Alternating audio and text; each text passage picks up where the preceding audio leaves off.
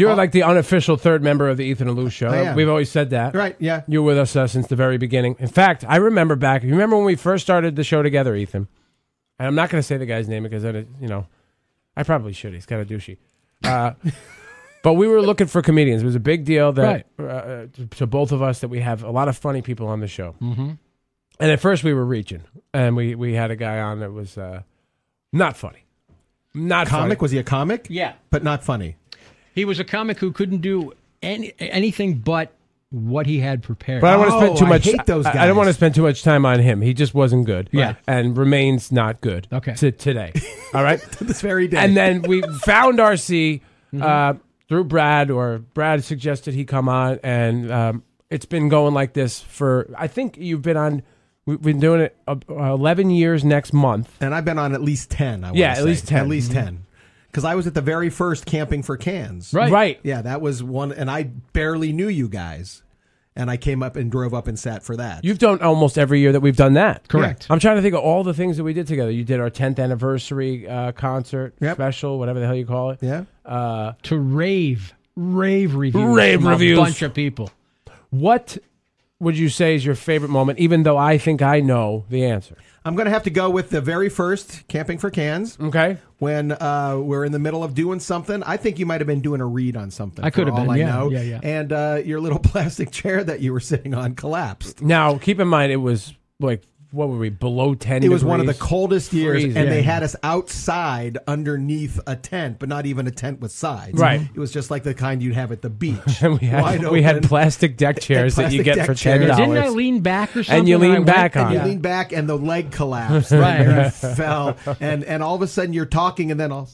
And the show You're went gone. off the rails. We just Well, couldn't first breathe. of all, We were laughing so hard. RC, he goes, "Are you okay?" Yeah, I checked first. And then he was on the ground, rolling around, laughing hysterically. Now, you were embarrassed, but you're a big fan of physical comedy. You Yes, have to I am. understand that this is a Right. cyclical thing. Everybody gets their turn. Yes. It was your turn that day. It was fun. It was Yeah. that was probably my favorite moment. I like that a lot. I thought the 10th anniversary thing was a hoot, as they say. I had a really good time at that. Yeah. Just hanging backstage and doing the show, and the crowd was very receptive, and I had a really good time at that. My show. daughter was sitting in the front row, and she just thought you were hysterical. Nice. She loved it. What about us? RC was here the first time we killed a rock star. Yeah.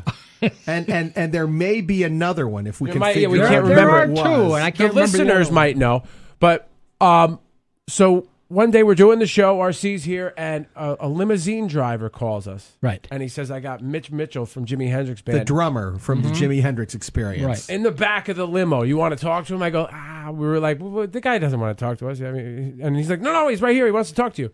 Put him on the phone. He was really cool. Yeah, he was. And he was doing a gig up here someplace, and he just called in to say hello, and he was listening to the show, and he was promoting it. And he just called in completely unannounced, and we took it, and he was a really nice guy. Right. And then sadly, within Days. 4 or 5 days. he died. Days. Dead. Stone cold dead. And then it happened to us again. We can't think of the name of the rock star. There was another rock star who died, and I think he Days might have after been talking to us. American. I think he was an American one. But I want to say... did he have a connection to Joe Cocker? I can't remember. I don't know. I can't remember what the connection was.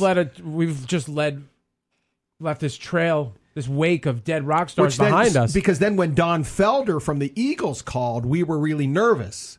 Because we were going to kill him. Right. It turns out it was just his career. He's still alive, though. No, he's still alive. His career is dead. But he's still alive. Yeah. Didn't we see him recently? Yeah, He was very nice. We had a meeting at the Ridgefield Playhouse, Yeah. you and I. We come out of the meeting with Allison, and standing right there is Don Felder. He was nice. And he was just standing there and like, Lou, look, it's Don Felder. Was he like sweeping up or something? Does he work there? Yeah. Well, keep in mind, we had just come out of a meeting. Uh-huh.